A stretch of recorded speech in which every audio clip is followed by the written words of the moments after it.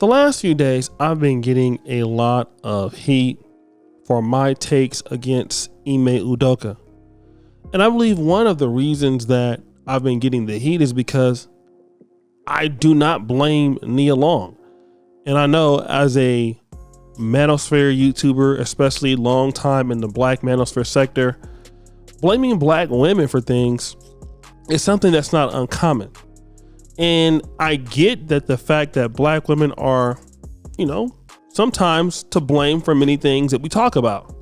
But now I got this email from this particular brother. I won't call his name, but it's the head of the email, and the email says, "Why is no one blaming Nia Long though?" And it reads like this: "Why is no one blaming Nia Long though? Why are we so quick to attack black men though and making fun of him fumbling the bag? Ime Udoka was on his way up, had no scandals, worked hard, got Nia Long a baby in 2011, got engaged to Nia Long in 2015, and then in 2020 Nia Long said that she had no plans to marry and is not a fan of marriage. So this man has been committed to Nia Long since before 2011, engaged since 2015, and she wants cakes and eats it too. Then this man finds relief somewhere else because Nia Long is refusing commitment. Black women, it's his fault? Look at the statistics about black women are the ones refusing marriage, yet black men are the ones pushing marriage.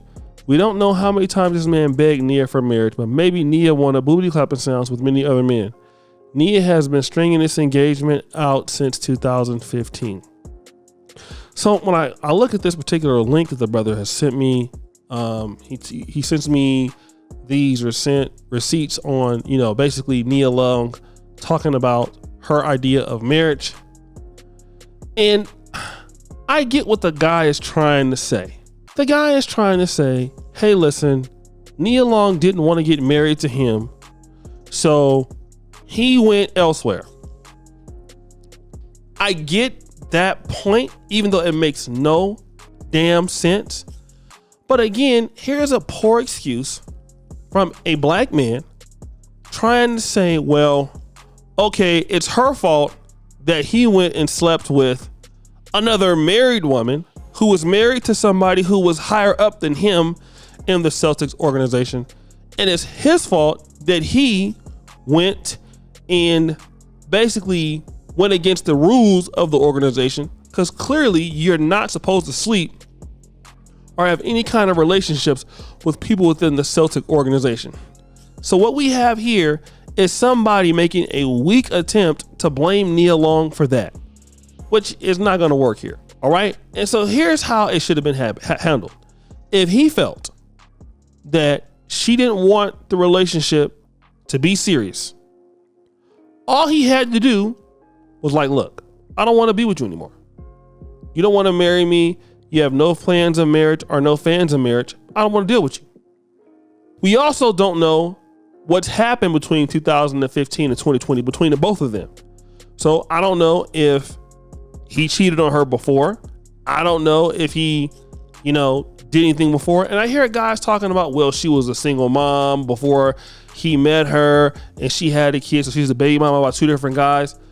Number one, if that was the case, I don't know why guys are bringing up the fact that Nia Long had a child before, because it doesn't matter. The reason why it doesn't matter, because that wasn't a big problem for him, because he decided to deal with her even though she had a child, and he had no problem giving her another child. So those things make no sense. Okay. The reality is this: there is no excuse for the fact that he cheated on her. Scratch that. This is not even about him cheating on her. Leave her alone. Here's the idea, and it's this: he jeopardized his own job for sleeping with somebody within the Celtics organization. He didn't get fired or suspended for cheating on Nia Long. Who he was in a relationship with had no bearing on the outcome. The fact that he broke the rules, that's the situation here. So really, she don't have no blame, because if she was that bad of a woman, if she was that terrible, if she was that awful, here's what he needed to do. He needed to leave her alone. Then after leaving her alone, Here's what he should have also done. Dated somebody else outside of the organization. Now, he could still be in this situation without Nia Long being there, because he could have broke up with Nia Long, but still dated somebody within the Celtics organization and had sex with them when it's against the team policies. That's what we're not dealing with here. We're talking about breaking the rules of the team policies. And again, I know most black men see it how I see it, because we're going to call it down the bat, right? If this was a woman doing this, we would have no issue with holding her accountable. But again, because black men have always been blamed for things and been ridiculed for things, what we're doing now is being overly emotional and trying to respond in a way that absolves black men for everything, even when they're completely wrong. That's not a solution. That's what I've noticed in the black manosphere. That okay, since women have been trying to absolve them for years, we should absolve us from responsibility as well. It doesn't make sense. What you get is nobody being accountable and no development. We have to have accountability and development. We are men. If women want to do that, let them. If women want to live in a fantasy world where they're not accountable, let them do it. Okay? I don't care. Let them do it. But as men, we're going to have to tell the truth. The brother was wrong. The brother made mistakes. He knew what he was getting into. We need to leave it at that and stop trying to put the blame where it don't need to be, and it's not on her.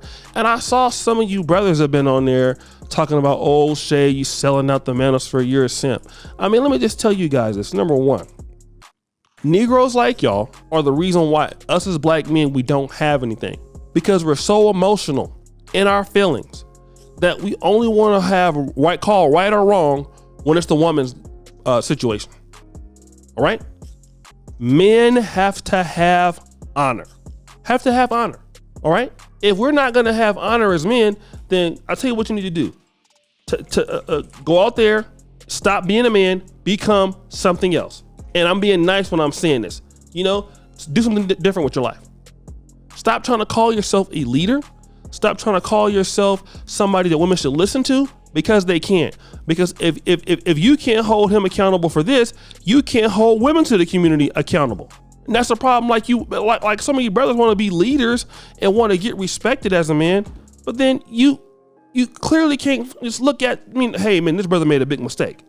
Even if you want to be the kind of guy that says, oh Shay, I don't really appreciate the fact that you're, making a video about this guy, maybe, I'm saying this could be handled, behind closed doors or something like me. Even I don't know the guy, but okay. And I've come out and supported the guy before, but then the guy, he came out and embarrassed me. I've been the one that been like, yo, man, this is a good brother right here. I'm rooting for the brother, yada, yada, yada. This Negro come out here and embarrass me. So now I'm mad. Hell yeah, I'm mad.